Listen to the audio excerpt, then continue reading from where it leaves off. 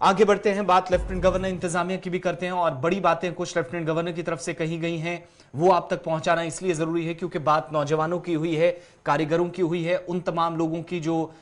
उस पेशे से जुड़े हैं वादी कश्मीर के अंदर, जो एक तवील मुद्दत से कसीर आबादी सिर्फ और सिर्फ इस कामकाज पर इन्हिसार करती है। दरअसल कल श्रीनगर में एक अहम प्रोग्राम था, मुसलसल आपको तस्वीर भी वहां से दिखा रहे थे हम, और ये प्रोग्राम था डाउनटाउन के इलाके में और स्पोर्ट्स से मुतल्लिक ये सबसे बड़ी तकरीब थी। कई अहम शख्सियात इस तकरीब का हिस्सा थी, लेकिन लेफ्टिनेंट गवर्नर ने खिताब में दो बड़ी बातें कही, वो आप तक पहुंचाएंगे। एक तो ये कि इस इलाके में जो कारीगर हैं,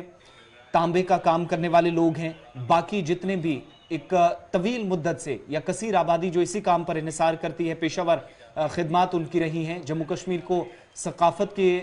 दायरे में भी बहुत हद तक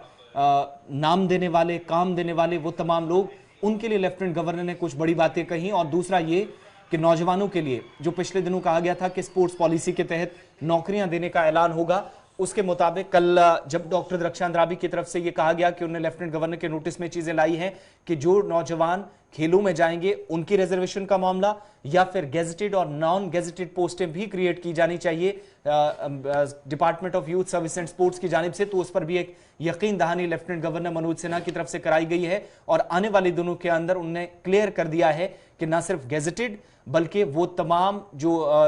बल्कि न सिर्फ नॉन गेजेटेड बल्कि गेजेटेड ऐसे ऑफिसर्स भी हैं, अगर खेल के शोबे में उनकी बेहतरीन खिदमात हैं, कहीं पर भी उन्होंने मुल्क या रियासत की जाकर नुमाइंदगी की है, तो उन लोगों को भी इस दायरे में लेकर बड़ा जी इंपॉर्टेंट यह है क्योंकि 4 करोड़ रुपए की लागत से तामीर शुदा इलाही बाग इंडोर स्टेडियम का कल बाज़ाब्ता तौर पर इफ्तिताह हुआ है और कल बराह रास्त मुखातिब थे लेफ्टिनेंट गवर्नर साहब नौजवानों से, और यह भी कहा जा रहा है कि डाउनटाउन के इस इलाके के अंदर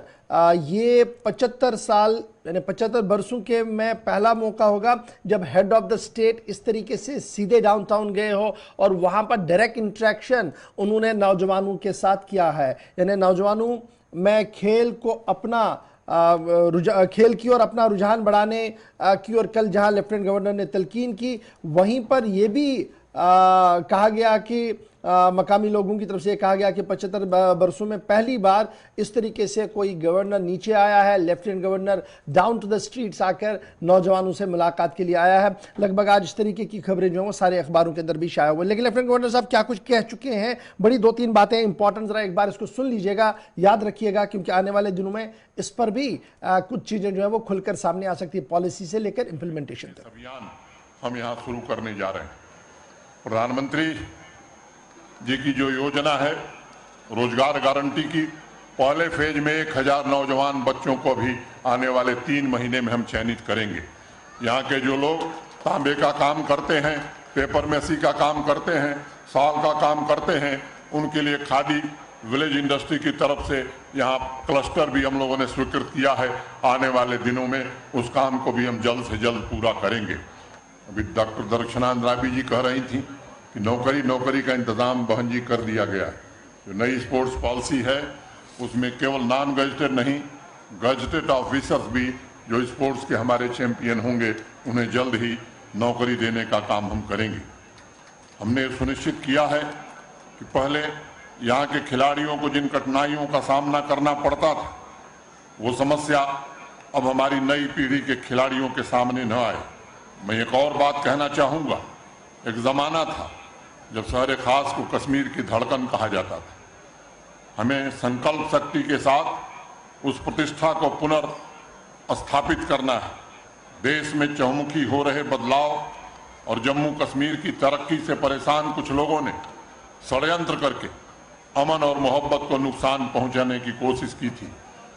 जम्मू कश्मीर के हमारे बहुत से नौजवानों को भी राह से भटकाने की कोशिश की गई। चंद लोगों ने अपने निजी स्वार्थ की खातिर हमारे नौजवान बच्चों को गुमराह करके उन्हें दूसरे रास्ते पर धकेल दिया। आप लोग कभी गौर करिएगा, चिंतन करिएगा, जिन्होंने हमारे बच्चों को गुमराह किया उनका पूरा खानदान